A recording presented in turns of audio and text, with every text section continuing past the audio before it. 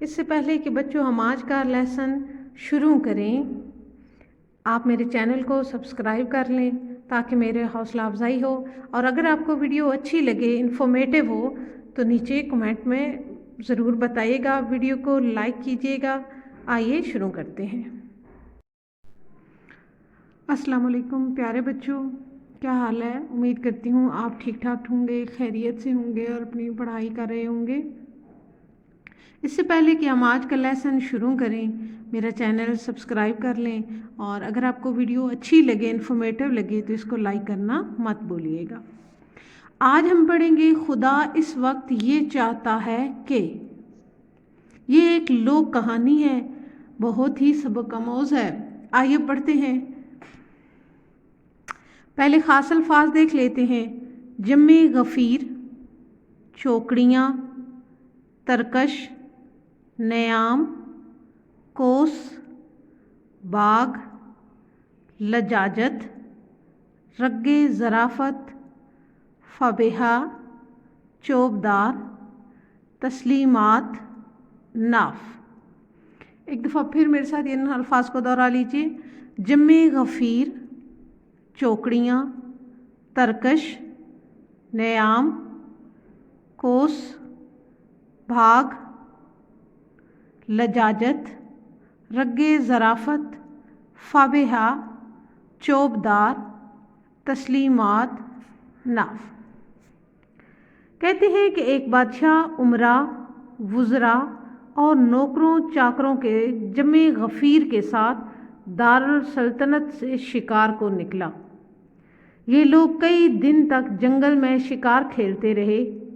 ایک روز یوں ہوا کہ بادشاہ کے سامنے چند ہرن نمودار ہوئے اور چوکڑیاں بھرتے ہوئے بھاگنے لگے۔ بادشاہ نے تنے تنہا ان کے تعاقب میں گھوڑا ڈال دیا۔ ہرن ایسے تیز رفتار تھے کہ باوجود سرپٹ دوڑنے کے بادشاہ کا گھوڑا ان تک نہ پہنچ سکا۔ بادشاہ بار بار ان پر تیر چلاتا رہا، لیکن کوئی بھی تیر کاری نہ لگا۔ ہرن بدستور بھاگتے رہے اور بادشاہ ان کے پیچھے گھوڑا دوڑاتا رہا۔ اب اسے محسوس ہوا کہ اپنے ترکش کے سارے تیر چلا چکا تھا۔ خالی ترکش کے ساتھ اب ہرنوں کا تعاقب فضول تھا۔ اس پر تکلیف دہ بات یہ تھی کہ بادشاہ اپنے ساتھیوں کو کئی کوس پیچھے چھوڑ کر آگے نکل آیا تھا۔ ہرنوں کو مار گرانے کی دھن میں وہ یہ بھول گیا کہ وہ کس راستے پر جا رہا ہے۔ اب اسے خیال آیا کہ یہاں سے واپسی ہو تو کیوں کر ہو۔ سامنے خاردار جھاڑیاں تھیں، یہ جنگلی درختوں کے جھنڈ تھے، دور دور تک راستے میں کوئی نشان نہ تھا۔ اس نے ادھر ادھر بہت نظر دوڑائی، لیکن کہیں بھی کوئی آدم ذات دکھائی نہ دیا۔ اب وہ تھا اور اس کا گھوڑا۔ جب گھوڑے کی ٹانگوں پر اس کی نظر پڑی تو یہ دیکھ کر دھک سے رہ گیا کہ کانٹوں بھرے جنگل میں دوڑتے ہوئے وہ بری طرح زخمی ہو چکی ہیں اور ان سے بے تحاشا خون بہہ رہا ہے۔ اس حالت میں وہ گھوڑے کو دوڑا بھی تو نہ سکتا تھا۔ البتہ اسے تسلی تھی کہ اس کے نیام میں تلوار موجود تھی جس سے وہ وحشی جانوروں کا مقابلہ کر سکتا تھا۔ دن ڈھل چکا تھا۔ اس نے زخمی گھوڑے کی باگ ہاتھ میں لی اور اسے چلاتا ہوا پیادہ پا آگے بڑھا۔ جھاڑیوں میں الجھتا، گھنے درختوں کے درمیان اپنا راستہ بناتا، جنگل کے خونخوار جانوروں کی دھاڑ چنگاڑ سنتا، ان سے بچتا بچاتا وہ آگے بڑھتا گیا۔ اس نے 2 دن اور 2 راتیں سفر میں گزاریں اور بالآخر جنگل سے باہر آنے میں کامیاب ہو گیا۔ اس دوران اس نے کچھ کھایا پیا نہ تھا۔ جب تک جنگل میں تھا اسے کھانے پینے کا کوئی ہوش نہ تھا۔ اب جو ویرانے سے باہر نکلا تو اسے بھوک پیاس نے ستانا شروع کر دیا۔ پیاس تو اس نے ایک جوہڑ سے چند چلو پانی پی کر بجھا لی، البتہ بھوک مٹانے کا کوئی سامان نہ تھا۔ جنگل سے نکل کر ابھی وہ 3 کوس ہی چلا ہوگا کہ اسے لہلہاتے کھیت نظر آئے۔ اس کی خوشی کا کوئی ٹھکانہ نہ تھا، کیونکہ وہ سنسان بیابان سے نکل کر انسانوں کے جہان میں آ گیا تھا۔ مسلسل سفر اور بھوک پیاس کی شدت کے باعث اس کی حیات بہت کچھ بدل چکی تھی۔ درختوں اور جھاڑیوں میں متواتر الجھنے کی وجہ سے اس کا لباس بھی کہیں کہیں سے پھٹ گیا تھا۔ اس کی زہری حالت کو دیکھ کر کسی کو یہ اندازہ نہیں ہو سکتا تھا کہ وہ اس ملک کا بادشاہ ہے۔ چلتے چلتے اسے خربوزوں کا ایک کھیت نظر آیا۔ اس نے سوچا چلو بھوک مٹانے کی ایک صورت تو نکلی۔ پکے ہوئے خربوزوں کا رنگ اتنا عمدہ اور خوشبو اس قدر تیز تھی کہ ان سے سارے کھیت کی فضا دہک اور مہک رہی تھی۔ بادشاہ کے منہ میں پانی بھر آیا۔ اس نے دیکھا کہ ایک کسان کھیت کے سرے پر کھڑا سخت پہرا دے رہا ہے۔ اس کے رعب و داب کا یہ عالم ہے کہ کھیت میں کسی آدمی یا مویشی کا داخل ہونا تو کجا، وہاں پرندہ بھی پر نہیں مار سکتا۔ بہرحال بادشاہ نے اپنے جی میں ٹھان لی کہ وہ ہر قیمت پر خربوزوں کے 2-4 دانے حاصل کر کے رہے گا۔ وہ گھوڑے کی باگ ایک درخت سے اٹکا کر کسان کے پاس پہنچا۔ رسمی سلام و دعا کے بعد بادشاہ نے اس سے پوچھا، یہ خربوزے کس کے ہیں؟ میرے ہیں، اس شخص نے جواب دیا۔ کیا انہیں فروخت کرو گے؟ بادشاہ نے کہا۔ نہیں، یہ فروخت کے لیے نہیں ہیں، کسان نے گرج کر جواب دیا۔ تو پھر کاہے کے لیے ہیں؟ بادشاہ نے پوچھا۔ تم کیوں پوچھتے ہو؟ کسان اپنے مخصوص گونجدار لہجے میں بولا۔ بھائی میرا جی چاہتا ہے کہ قیمت دے کر تم سے 2-4 خربوزے لے لوں، بادشاہ نے قدرے نرمی سے کہا۔ نہیں، ہرگز نہیں، تم تو کیا یہ خربوزے کوئی بھی نہیں لے سکتا، بلکہ میں خود بھی نہیں لے سکتا، کسان نے زیادہ کرخت لہجے میں جواب دیا۔ تو پھر تم انہیں کیا کرو گے؟ بادشاہ نے پوچھا۔ دیکھو، یہ خربوزے میں نے فقط بادشاہ کے لیے بوئے ہیں اور صرف وہی انہیں کھا سکتا ہے، اسی کے لیے میں نے دن رات پہرا دے کر یہ فصل پروان چڑھائی ہے، کسان بولا۔ بھائی جتنی قیمت تم کہو گے میں دوں گا، زیادہ نہیں تو ایک خربوزہ توڑ کر مجھے دے دو، میں ایک مسافر ہوں اور کئی دن سے سفر میں ہوں، مجھے سخت بھوک لگی ہے، خدا را مجھ پر رحم کرو۔ بادشاہ نے لجاجت سے کہا، نہیں، بالکل نہیں، اگر تم ایسے مالدار ہو تو جاؤ منڈی میں، وہاں تمہیں بہت خربوزے مل جائیں گے، وہاں ایک سے ایک بڑھیا مال پڑا ہے، میں اپنے کھیت کے خربوزے کسی کو نہیں دینے کا، ایک بات جو کہہ دیا کہ یہ صرف بادشاہ کے لیے ہیں، کسان تڑخ کر بولا۔ اس پر بادشاہ کی رگیں ظرافت پھڑکی اور اس نے ایک اور سوال داغ دیا، اگر بادشاہ تمہارے یہ خربوزے قبول نہ کرے تو پھر کیا کرو گے؟ نہ کرے قبول، مجھے اس کی کیا پرواہ ہو سکتی ہے، قبول کر لے تو فابہا، نہ قبول کرے تو اس کی بھی ایسی کی تیسی، کسان برہم ہو کر بولا۔ اب بادشاہ کے سوا اس کے سوا کوئی چارہ نہ تھا کہ بھوکے پیٹ وہاں سے رخصت ہو جائے۔ وہ کوس بھر چلا ہوگا کہ اس کے ساتھی اسے تلاش کرتے کرتے آ پہنچے۔ بادشاہ دارالسلطنت میں واپس آ گیا۔ کسان سے ملاقات کا واقعہ جب کبھی اسے یاد آتا، دل ہی دل میں ہنستا، وہ شدت کے ساتھ کسان کی آمد کا منتظر تھا۔ ایک دن دربار لگا ہوا تھا، امراء، وزراء اور سلطنت کے بڑے بڑے حکام بادشاہ کی خدمت میں حاضر تھے۔ شاہی چوبدار، دربان اور پہرے دار مستعدی سے اپنے اپنے فرائض انجام دے رہے تھے۔ اتنے میں بادشاہ کی نظر دربار کے صدر دروازے کی طرف اٹھی تو اس نے دیکھا ایک کسان گدھے پر ایک بہت بڑی بوری لادے کھڑا ہے۔ دربان اسے اندر آنے سے روک رہا ہے، لیکن وہ دربار میں داخل ہونے پر اصرار کر رہا ہے۔ بادشاہ نے چوبدار خاص کو حکم دیا کہ فی الفور جاؤ اور دروازے پر کھڑے شخص کو اس کے گدھے سمیت یہاں لے آؤ۔ اس حکم کے سنتے ہی وہ کسان کو دربار میں لے آیا۔ کسان نے بادشاہ کے سامنے آتے ہی سینہ تان کر، ہاتھ ماتھے پر لے جا کر خالص دیہاتی انداز میں السلام علیکم کہا۔ بادشاہ نے اس کے سلام کا جواب دیتے ہوئے اس سے پوچھا، تم کون ہو اور یہاں کیوں آئے ہو؟ میں فلاں گاؤں کا کسان ہوں اور آپ سے ملنے آیا ہوں، دیہاتی نے جواب دیا۔ تم گدھے پر کیا لاد کے لائے ہو؟ بادشاہ نے پھر پوچھا۔ یہ خربوزے ہیں، میں نے صرف آپ کے لیے بوئے تھے، جب پک کر تیار ہو گئے تو بوری میں بھر کر یہاں لے آیا ہوں، میں چاہتا ہوں کہ آپ انہیں قبول کر لیں اور مجھے واپس جانے کی اجازت دیں۔ کسان نے کہا، دیکھو اگر میں تمہارے خربوزے قبول نہ کروں تو پھر کیا کرو گے؟ بادشاہ نے سوال کیا۔ اس پر کیسان کچھ ٹھٹکا۔ یہ سوال تو پہلے بھی کوئی شخص مجھ سے کر چکا ہے۔ اس نے دل میں سوچا۔ اسے کھیت میں پیش آنے والا واقعہ یاد آ گیا۔ غور سے بادشاہ کی طرف دیکھا تو اس کا چہرہ مورا، ڈیل ڈول، ناک نقشہ بالکل اسی شخص کا سا لگا جس سے کھیت میں وہ مل چکا تھا۔ بادشاہ نے کیسان کو سوچ میں گم پایا تو اس نے اپنا وہی سوال دہرایا۔ میری بات کا جواب کیوں نہیں دیتے؟ میں نے تم سے کہا ہے نا کہ اگر میں یہ خربوزے قبول نہ کروں تو پھر تم کیا کرو گے؟ کیسان بلا جھجک بولا، تو پھر میں وہی کروں گا جو اس سے پہلے کھیت میں کہہ چکا ہوں۔ اس جواب پر بادشاہ مسکرا دیا اور اس نے حکم دیا کہ بوری میں سے خربوزے نکال لیے جائیں اور اس میں اشرفیاں اور جواہرات بھر کر کیسان کو لوٹا دی جائیں۔ کیسان نے اپنے خاص انداز میں بادشاہ کا شکریہ ادا کیا اور گدے پر بوری رکھ کر خوشی خوشی دربار سے واپس ہوا۔ جب کیسان رخصت ہو گیا تو وزیر سلطنت آگے بڑھا اور تسلیمات بجا کر یوں عرض پرداز ہوا، اگر بادشاہ سلامت نے اسی طرح کی سخاوت جاری رکھی کہ ایک بوری خربوزوں کی قیمت ایک بوری اشرفیوں اور جواہرات کی صورت میں ادا کرتے رہے تو پھر خزانے کا خدا ہی حافظ ہے۔ کیسان کی خوشی کو چند سو اشرفیاں بھی بہت تھیں۔ اگر حضور برا نہ مانے تو عرض کروں کہ ایک معمولی سے کیسان کو اتنی بڑی دولت عطا کر کے آپ نے کچھ اچھا نہیں کیا۔ یہ خانہ زاد سلطنت کا خیر خواہ ہے، جہاں کمزوری دیکھے گا، جہاں پناہ کو اس سے آگاہ کرنا اپنا فرض سمجھے گا۔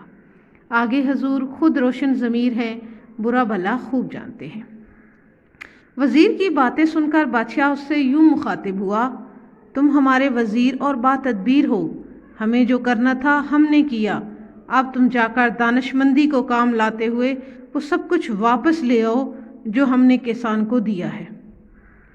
وزیر گھوڑے پر سوار ہوا، اسے سرپٹ دوڑا کر آنن فانن کیسان کو راستے میں جا لیا اور تحکمانہ انداز میں کہا، ٹھہرو ٹھہرو۔ کیسان رک گیا اور بولا، کیا ہے؟ کیا ہے کہ بچے، من بھر خربوزے دے کر تم اتنی ساری دولت لیے جا رہے ہو؟ یہ نہیں ہو سکتا۔ وزیر نے کہا، کیوں نہیں ہو سکتا؟ یہ دولت تو مجھے تم نے نہیں دی، بادشاہ نے دی ہے۔ کیسان نے اپنے خاص لہجے میں جواب دیا، تمہیں معلوم ہونا چاہیے کہ میں وزیر سلطنت ہوں، یہ دولت تم چند شرائط کے ساتھ لے جا سکتے ہو۔ وزیر بولا، اگرچہ میرے لیے یہ جاننا ضروری نہیں کہ تم کون ہو اور یہ بھی ضروری نہیں کہ میں تم سے اس سلسلے میں بات کروں، یہ میرا اور بادشاہ کا معاملہ ہے، بہرحال شرطیں بتاؤ۔ پہلے میرے 3 سوالوں کا جواب دو، وزیر نے کہا۔ بسم اللہ، تو تمہارا پہلا سوال کیا ہے؟ کیسان نے پوچھا۔ پہلا سوال یہ ہے کہ آسمان پر کتنے تارے ہیں؟ وزیر نے کہا۔ کیسان نے گدھے کی پیٹھ پر ہاتھ مارا اور کہا، جتنے اس پر بال ہیں۔ اس کا کوئی ثبوت؟ وزیر نے پوچھا۔ دونوں کو گن لو، اگر ایک بھی کم پڑے تو میں قصوروار ہوں، کیسان بولا۔ وزیر نے لاجواب ہو کر دوسرا سوال کر دیا، بتاؤ زمین کی ناف کہاں ہے؟ کسان کے پاس ایک چھوٹی سی برچی تھی جسے وہ لاٹھی کے طور پر استعمال کیا کرتا تھا۔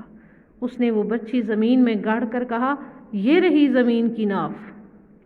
چاروں طرف سے زمین کو ماپ لو، انگشت بھر بھی کم نکلے تو میں قصوروار ہوں۔ اس کا بھی وزیر کے پاس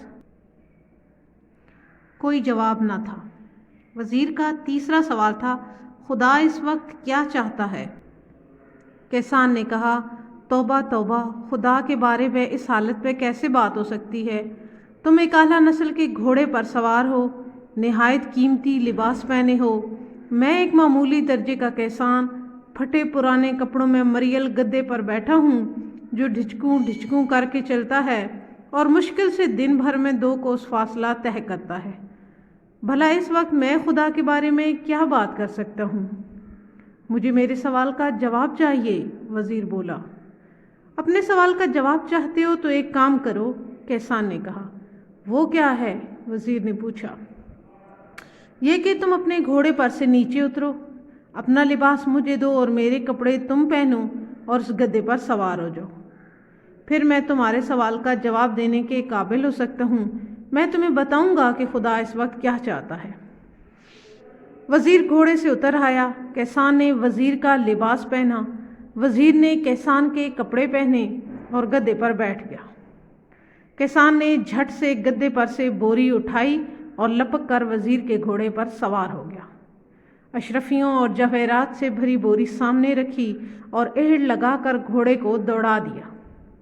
جاتے جاتے اس نے وزیر سے کہا، خدا اس وقت یہ چاہتا ہے کہ میں تمہارا لباس پہنے اس شاندار گھوڑے پر سوار ہو کر بادشاہ کی عطا کی ہوئی دولت کے ساتھ اپنے واپس گاؤں جاؤں اور تم میرے کپڑوں میں ملبوس اس گدے پر بیٹھ کر دربار میں لوٹو۔ سمجھ گئے؟ لوگ کہانیاں۔ آئیے بچوں اب مشکل الفاظ کے میننگ دیکھ لیتے ہیں۔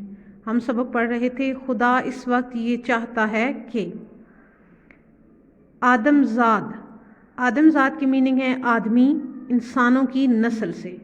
انگشت انگلی، عمرہ امیر کی جمع مال و دولت والا، بدستور مسلسل طریقے کے مطابق، بے تحاشا مسلسل بہت زیادہ، پروان پرورش، پیادہ پیدل چلنے والا، ترکش جس میں تیر رکھے جاتے ہیں، تعقب پیچھا، تنے تنہا بالکل اکیلا، ٹھان لینا نیت کر لینا، جمع غفیر بہت بڑا ہجوم، چوبدار لکڑی تھامے ہوئے پہرے دار، چوکڑیاں بھرنا تیز تیز بھاگنا ہرنوں کے بھاگنے کا انداز، چلو ایک مٹھی کے برابر، داب دبدبا رعب جلال، دارالسلطنت صدر مقام، دانش مند عقل مند، دھن لگن خواہش، ڈیل ڈول حلیہ، سرپٹ بہت تیز، ظرافت مذاق ہنسی، فقط صرف محض، فی الفور فوراً، فابہہ کافی بس، کاری نشانے پر درست، کرخت سخت کھردرا، کوس فاصلے کا پیمانہ، کجا کہاں، گونجدار اونچے رعب والے انداز سے، لجاجت منت خوشامد کے ساتھ، مستعدی ہوشیاری پھرتی، ملبوس لباس پہنے ہوئے، نمودار ظاہر، نیام تلوار کا خول جس میں تلوار رکھی جاتی ہے، وزراء وزیر کی جمع حکومت کا نمائندہ، ہیئت شکل وضعیت۔ السلام علیکم پیارے بچوں، آج ہم خدا اس وقت چاہتا ہے کہ مشق کو حل کریں گے۔ کوشچن نمبر 1 دیکھیں۔ سبق خدا اس وقت یہ چاہتا ہے کے مطابق درج ذیل سوالات کے مختصر جواب لکھیں۔ بادشاہ کا گھوڑا ہرنوں تک کیوں نہ پہنچ سکا؟ کیونکہ وہ بہت تیز رفتار تھے۔ بے وحشی جانوروں کے مقابلے کے لیے بادشاہ کے پاس کون سا ہتھیار تھا؟ اس کا جواب ہوگا تلوار۔ جیم بادشاہ کتنے خربوزے خریدنے کا ارادہ رکھتا تھا؟ اس کا جواب ہے 2-4 دانے۔ بادشاہ کو بھوکے پیٹ رخصت کیوں ہونا پڑا؟ اس کا جواب ہے کیونکہ کیسان کسی صورت خربوزے بیچنے پر رضامند نہ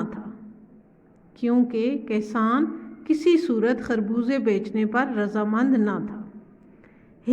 وزیر کا تیسرا سوال کیا تھا؟ اس کا آنسر ہے خدا اس وقت کیا چاہتا ہے؟ کوشچن نمبر 2 ہے سبق اس وقت خدا اس وقت یہ چاہتا ہے کہ کے مطابق درست جواب کی نشاندہی ٹک سے کریں۔ الف، بادشاہ دارالسلطنت سے نکلا کھیلنے کے لیے، شکار کے لیے، ملک فتح کرنے کے لیے، شادی پر جانے کے لیے۔ اس کا درست آپشن ہے شکار کے لیے۔ جنگل سے نکلنے کے بعد بادشاہ کو لہلہاتے کھیت نظر آئے۔ 2 کوس بعد، 3 کوس بعد، 4 کوس بعد، 5 کوس بعد۔ تو اس کا درست آپشن ہے 3 کوس بعد۔ جیم، کسان نے خربوزے بوئے تھے اپنے لیے، بازار میں بیچنے کے لیے، بادشاہ کے لیے، دوستوں کے لیے۔ اس کا درست آپشن ہے بادشاہ کے لیے۔ دال، بادشاہ کے سامنے آ کر کسان نے سب سے پہلے کیا کہا؟ میں خربوزے لایا ہوں، میں غریب ہوں، مجھے معاف کر دیں، السلام علیکم۔ تو درست آپشن ہے السلام علیکم۔ بادشاہ نے کسان کو انعام دیا، اشرفیاں اور جواہرات، 10 لاکھ روپے، شہر میں مکان، کچھ بھی نہیں۔ درست آپشن ہے اشرفیاں اور جواہرات۔ وزیر کسان کے پیچھے آیا، حصہ بانٹنے کے لیے، مزید انعام دینے کے لیے، انعام واپس لانے کے لیے، کسان کو مارنے کے لیے۔ اس کا درست آپشن ہوگا انعام واپس لینے کے لیے۔ کوشچن نمبر 3 ہے درج ذیل الفاظ و تراکیب کے معنی لکھیں۔ الفاظ ہیں جمع غفیر، چوکڑی، نیام، ظرافت، خانہ زاد، جواہرات، بڑھیا، برہم۔ جمع غفیر کے معنی ہے بہت بڑا ہجوم۔ چوکڑی، تیز بھاگنا، چوکڑی، تیز بھاگنا۔ نیام، تلوار کا خول۔ ظرافت، ہنسی مذاق، مزاح۔ خانہ زاد، غلام۔ جواہرات، ہیرے موتی۔ بڑھیا، عمدہ، اعلیٰ۔ برہم، ناراض، مشتعل۔ کوشچن نمبر 4 ہمارے پاس کالم الف میں دیے گئے الفاظ کو کالم ب کے متعلقہ الفاظ سے ملائیں۔ بادشاہ میچ ہوگا وزیر۔ ترکش تیر۔ چوبدار کہتے ہیں پہرے دار کو، چوبدار پہرے دار۔ ڈیل ڈول کے میننگ ہوتے ہیں چہرہ مہرہ۔ 5 ہے اشرفیاں کی میننگ ہے جواہرات، اشرفیاں میچ ہوگا جواہرات سے۔ اور نمبر 6 پہ ہے روب داب۔ اور نمبر 7 ہے سنسان، تو سنسان میچ ہوگا بیابان، سنسان بیابان۔ کوشچن نمبر 5 پہ آ جائیں، درج ذیل الفاظ کے متضاد لکھیں۔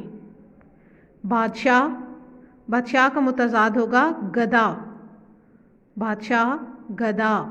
تعاقب، قیادت۔ انسان، حیوان۔ مالدار، غریب۔ ٹھٹکنا، خوش ہونا۔ خیر خواہ، بدخواہ۔ زمین، آسمان۔ شاندار، بے شان۔ ایک دفعہ دوبارہ دہرا لیتے ہیں، بادشاہ، گدا۔ تعاقب، قیادت۔ انسان، حیوان۔ مالدار، غریب۔ ٹھٹکنا، خوش ہونا۔ خیر خواہ، بدخواہ۔ زمین، آسمان۔ شاندار، بے شان۔ کوشچن نمبر 6 ہے مندرجہ ذیل محاوروں کو اپنے جملوں میں استعمال کریں۔ گھوڑا ڈالنا، دھک سے رہ جانا، پر مارنا، پروان چڑھانا، خدا ہی حافظ ہونا، داغ دینا۔ دیکھیے جی محاورات اور ان کی جملے۔ گھوڑا ڈالنا، شکاری نے ہرن کے تعاقب میں گھوڑا ڈال دیا۔ دھک سے رہ جانا، فائرنگ کی آواز سن کر انور دھک سے رہ گیا۔ پر مارنا، بادشاہ کی مرضی کے بغیر محل میں پرندہ پر نہیں مار سکتا تھا۔ پروان چڑھانا، والدین نے اپنے اکلوتے بیٹے کو بڑے لاڈ پیار سے پروان چڑھایا۔ خدا ہی حافظ ہونا، ہمارے سیاستدانوں کی حالت یہی رہی تو ملک کا خدا ہی حافظ ہے۔ داغ دینا، جوان بیٹے نے بوڑھے والدین کو جدائی کا داغ دے دیا۔ اس سے آگے کوشچن نمبر 7 ہے، درج ذیل الفاظ و تراکیب کو جملوں میں استعمال کریں۔ ایک دفعہ پھر آپ نے جملے بنانے ہیں۔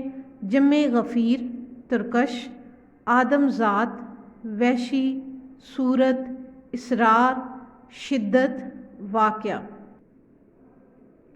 پہلا لفظ ہے جمع غفیر۔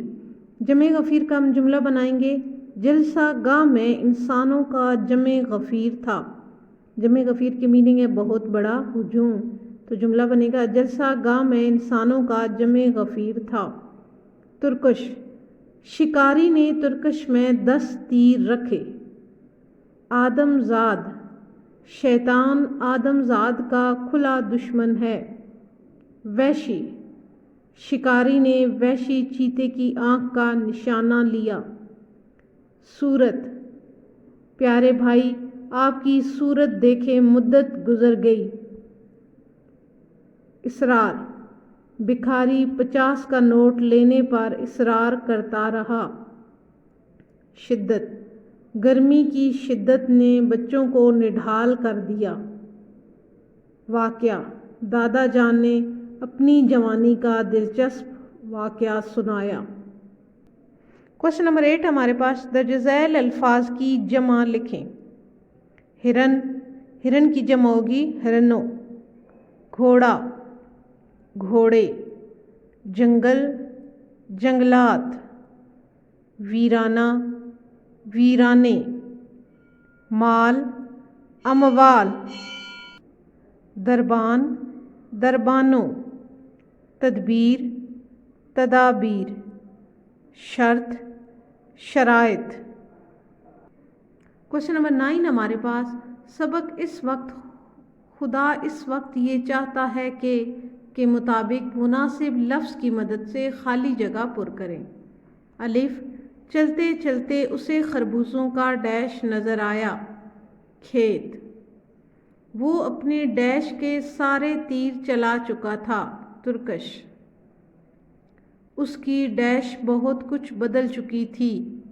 ہیئت، اس نے گھوڑے کی ڈیش ایک درخت سے اٹکا دی۔ باغ، اس نے گھوڑے کی باغ ایک درخت سے اٹکا دی۔ بتاؤ زمین کی ڈیش کہاں ہے؟ ناف، بتاؤ زمین کی ناف کہاں ہے؟ کوشچن نمبر 10 دیکھیں، وزیر باتدبیر نے کسان سے کون سے 3 سوال پوچھے؟ یہ ہم لیسن میں بڑی اچھی طرح سے پڑھ چکے ہیں۔ وزیر نے 3 سوال کیے تھے۔ پہلا سوال تھا آسمان پر تارے کتنے ہیں؟ دوسرا سوال اس نے کیا تھا زمین کی ناف کہاں ہے؟ اور تیسرا سوال اس نے کیا تھا خدا اس وقت کیا چاہتا ہے؟ کوشچن نمبر 11 ہمارے پاس، بجلی کے بل کی درستگی کے لیے اپنے علاقے کے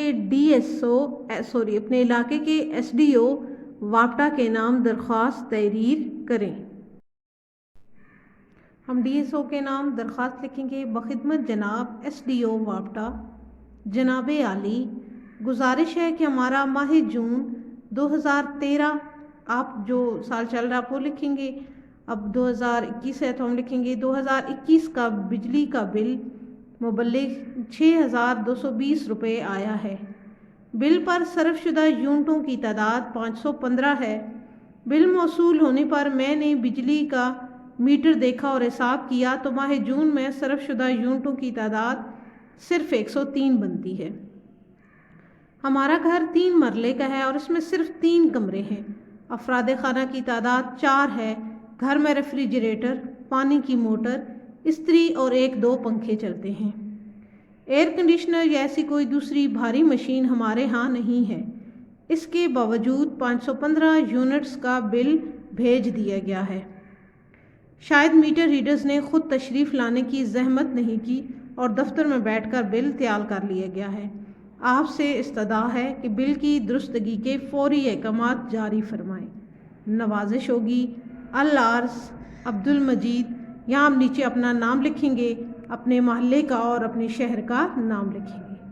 اس طرح سے ہماری درخواست مکمل ہو جائے گی اور اس کے ساتھ ہی ہمارا آج کا لیسن بھی مکمل ہو گیا ہے۔ اگلے سبق تک کے لیے اجازت، اپنا ڈھیر سارا خیال رکھیے گا۔ اللہ حافظ۔